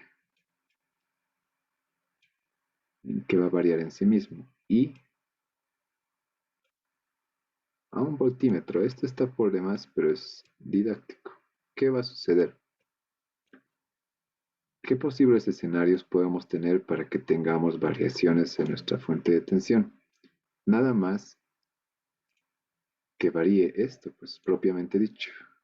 A lo mejor colocar esto. Ya que sea variable nuestra fuente de tensión. ¿Y esto a qué se puede deber? Como bien saben, la tensión, nos vamos a acercar a nuestro ejemplo que estamos utilizando. El ejemplo nos indica que queremos diseñar una fuente de tensión continua a partir de una fuente de tensión alterna. Es decir, vamos a utilizar un rectificador y finalmente nos hace falta un regulador. La rectificación nos va a proveer un nivel de tensión directa. Ya, eso está bien. Y ahora en la salida necesito asegurar que mi voltaje, voy a cambiar de color para que no sea tan redundante, que en mi salida tengamos un nivel constante de tensión. A eso se va a encargar el regulador. Pero ¿por qué necesitamos que sea constante? Acá tenemos un valor de BCC, el valor de BCC previamente calculado. Vamos a suponer que van a haber ciertos picos en la línea de tensión, ya en la línea de tensión eléctrica, lo que nos va a resultar en picos también en nuestra señal rectificada. Bien, si estoy rectificando acá, acá puede haber cierto pico o cierta caída de tensión. Ya, por favor, vean el trazo. Eso nos va a significar cambios directamente en la carga. Lo más importante es en la carga. Por lo tanto, yo quiero asegurar que la tensión sea constante, a pesar de este tipo de fallas, de este tipo de errores de la señal eléctrica. ¿Ya? Por tanto, yo estoy tratando de asegurar mediante el diodo Zener. Ahora sí volvemos a la explicación. El diodo Zener va a variar su resistencia en función de la lectura del voltaje que estamos utilizando, del voltaje que está cayendo. Bien. ¿Por qué? Porque vemos el esquema de nuestro circuito. Tenemos una resistencia que acá ni la he mencionado. Tengo ¿ya? En función de esta resistencia vamos a tendríamos, ¿no? Una caída de tensión hasta acá. Y acá tengo mi resistencia variable, le voy a decir resistencia variable de Zener.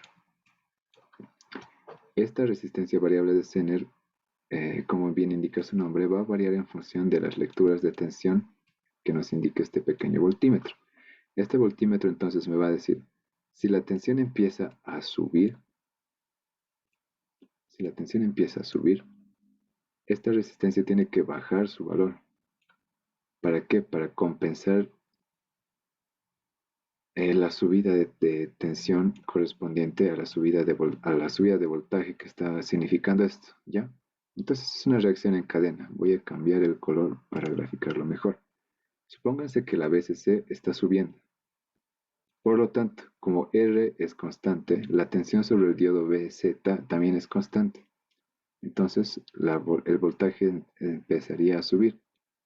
Al subir el voltaje, mi resistencia variable automáticamente va a rebajar hasta,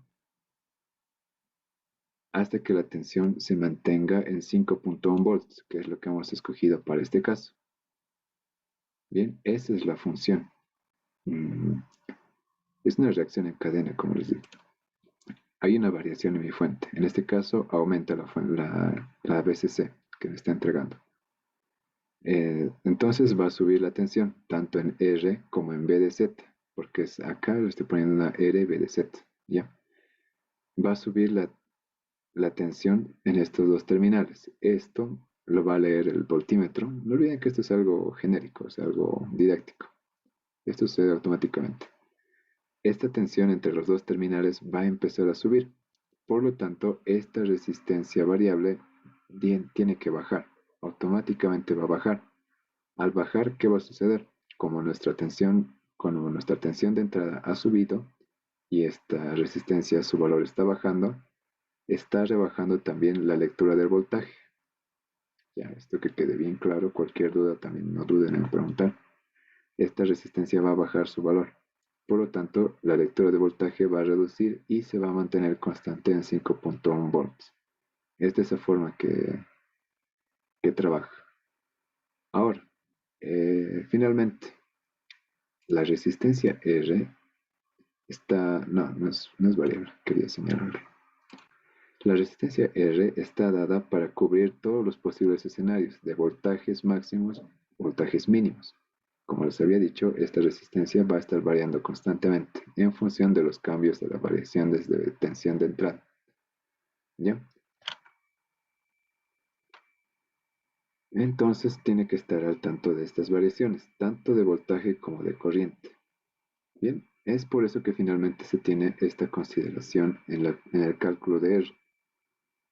Tenemos dos escenarios, como les dije. Ahora sí, en la ecuación 1, la resistencia R va a tomar en cuenta los voltajes máximos. ¿Qué pasa cuando el voltaje de fuente es máximo? La corriente de Zener también es máxima. Y también, a su vez, ahora sí tomamos en cuenta lo que es la resistencia de carga. Al ser la corriente de Zener máxima, mejor borro esto, un momentito, por favor. Ya voy a eliminar este equivalente. Ya espero que quede claro. Cualquier duda también no duden en preguntar. Al ser la corriente de Zener máxima, la corriente sobre la carga va a reducirse. Tiene que reducirse para mantenerse el valor de 5.1 volts. Ya me voy a referir a este caso. Por lo tanto, estamos considerando la corriente de carga mínima y la corriente de Zener máxima en un escenario de voltaje de fuente máxima. Pero también vamos a cubrir el escenario de fuente de tensión de fuente mínima. ¿Ya? Cuando la tensión de fuente es mínima, también va a corresponder en una tensión de Zener mínima, por lo tanto la corriente hacia la carga se va a desviar, va a ser máxima.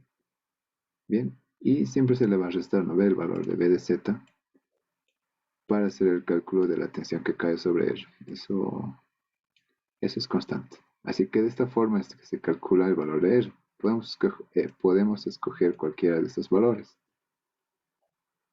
Y ahí básicamente es eso. Espero que quede claro. No se olviden preguntar. Este es uno de los temas un poquito más molestosos de entender. Así que no hay problema si preguntan. En este caso estamos escogiendo el 1, pero para el 1 siempre nos va a faltar el valor de corriente máxima sobre el diodo Zener. Y en el libro de Savant se nos provee de esta fórmula, ¿ya? Esta fórmula no es más que la conjunción de estos dos términos, de estas dos expresiones, considerando que la corriente de Zener máxima va a ser 10 veces la corriente de Zener mínima.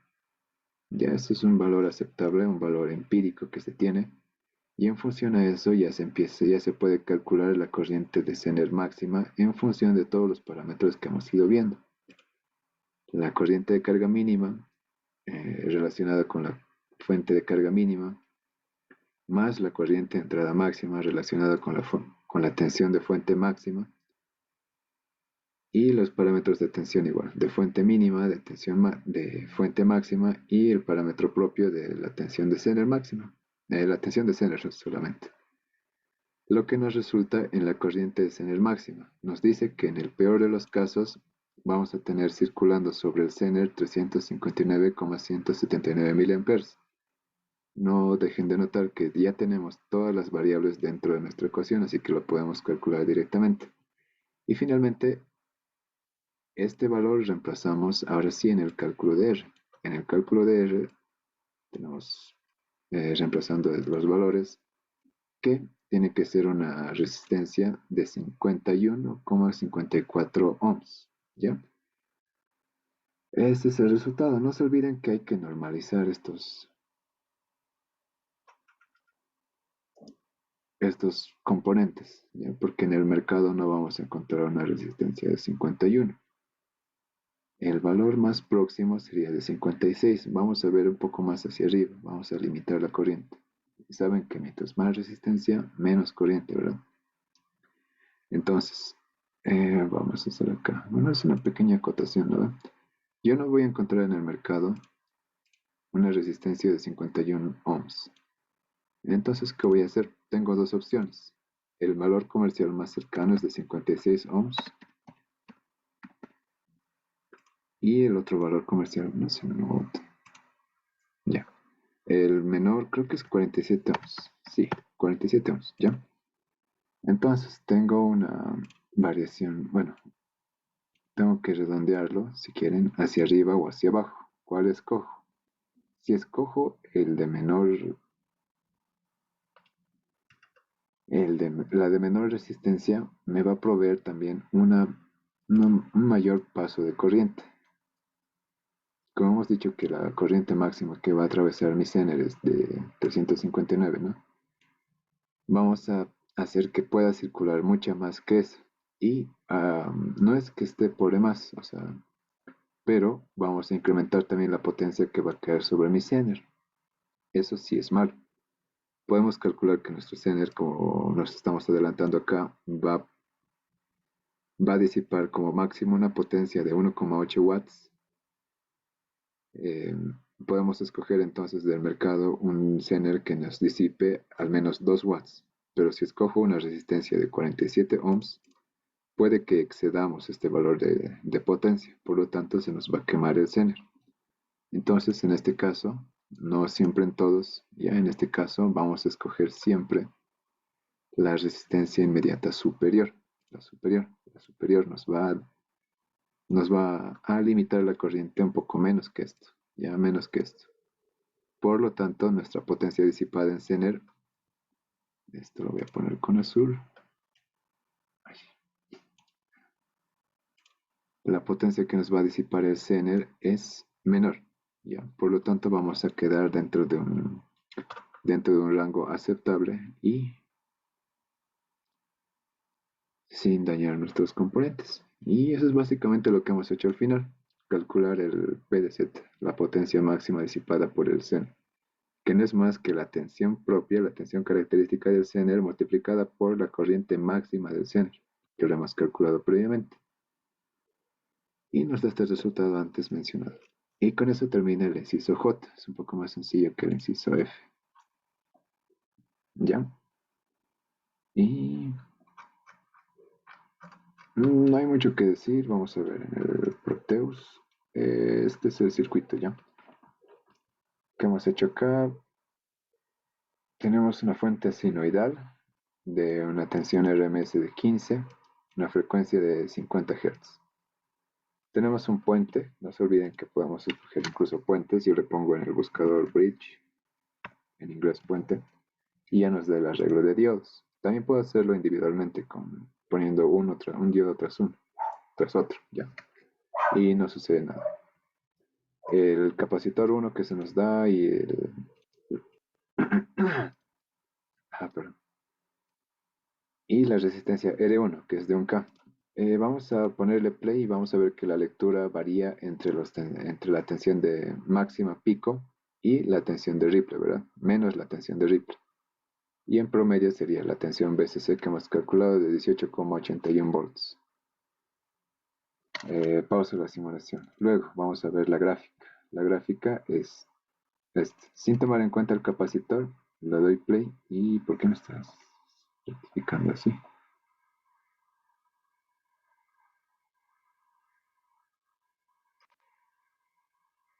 Ah, claro. Y aquí hay algo importante que mencionar. Em, es por la referencia. Bien, voy a quitar esto y voy a poner una senoidal. Tengo que ponerlo de esta forma. Vamos a cambiar. Era 15 por raíz de 2.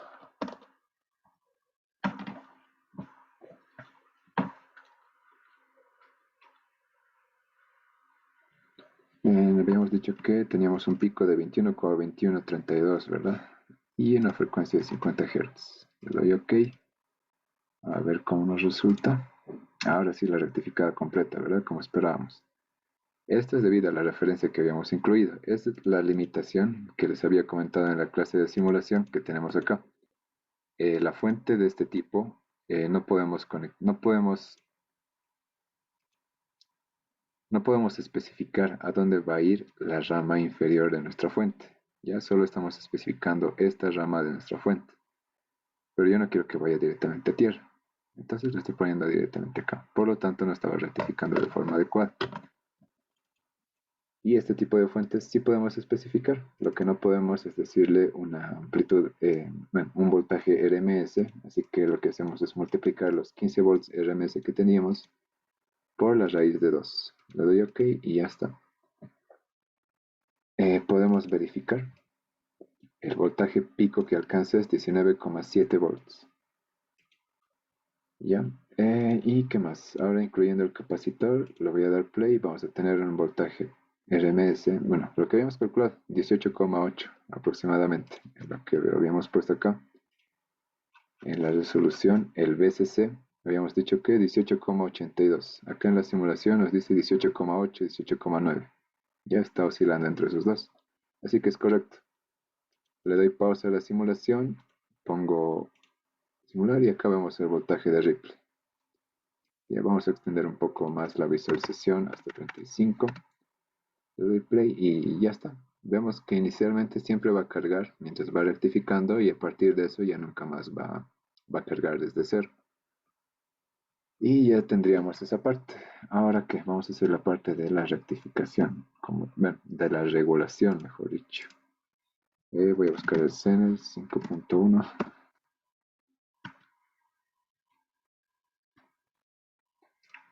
Ya, este me dice que tiene un valor característico de 5.1 volts, así que lo escojo. Le doy la vuelta, tenía una resistencia y la resistencia R propiamente de protección. Ya. Fíjense que sobre nuestra carga ni siquiera nos ha importado ver qué valor tenía la carga. Siempre nos vamos a fijar en los valores máximos y mínimos. Ahora ya, su valor es de 5.1 y aquí hemos dicho que vamos a ponerle 56 como el valor normalizado. Y finalmente quiero medir la tensión sobre mi salida. Y también quiero medir la tensión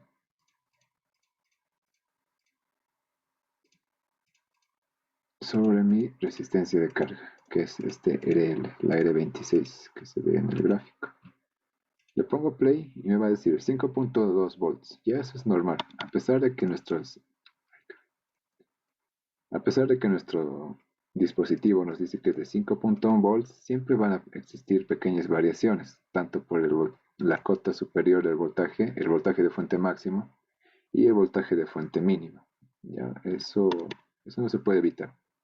Pero lo que se ve es que sí está cumpliendo, se está aproximando al valor de 5.1 que se nos ha solicitado. Y acá vamos a graficar. ¿Qué vamos a graficar? La fuente. ¿Ya? Ahora, ¿qué ha pasado acá? Vean cómo se ha deformado la señal rectificada. ¿Esto por qué? Debido a la presencia del Zener propiamente dicho. Aquí sí estamos teniendo grandes variaciones de la tensión. No olvidemos que más acá se ha denotado como base. Yo le voy a poner BA. Ok, aquí le voy a poner como BL. Lo vamos a poner así. La tensión graficada en el punto A está teniendo grandes variaciones entre 19,4 y 9,95. Esto no corresponde a las cotas que habíamos calculado antes, ¿verdad? Nos decía que teníamos una variación de fuente de más o menos 20%. Ya, no corresponde directamente a eso, sino a las variaciones que está ejerciendo el Zener. ¿Cómo les puedo poner esto? Graficante. Las variaciones que está ejerciendo el Zener sobre sobre el propio circuito. Bien, de esa forma está afectando el Zener. Lo voy a hacer ahora esto. Porque antes, vean, si elimino esta rama del circuito, voy a simularlo. Era mucho más alto, ya no tenemos la tensión de Zener. Pero si incluyo esta parte del circuito, la tensión de A está variando excesivamente y es por las variaciones de la resistencia interna del diodo Zener que les había comentado antes. Así lo está haciendo variar, básicamente. En aras de, ahora sí podemos ver en el gráfico también, que vean el trazo rojo que corresponde a la salida, de mantener la salida en 5.1 volts. Ya tiene ciertas variaciones, hasta 5.2 volts sub, pero no hay nada más, ¿cómo se diría? No hay grandes variaciones. Observen lo plana que es la respuesta. Es una respuesta planísima. Y eso sería todo, básicamente. Ya no olviden que tenemos distintos tipos de reacciones. Sí, funcionamientos. Estoy quedando sin voz. Esta es la rectificada sin capacitor. Esta es la rectificada con capacitor, sin regulación. Y esta es la rectificada. Ahora sí va a corresponder el trazo rojo a la rectificada y regulada. Vean cuán plana es la respuesta. Bien, espero que haya sido comprensible. Cualquier duda, no duden en preguntar. Espero que les haya servido de ayuda.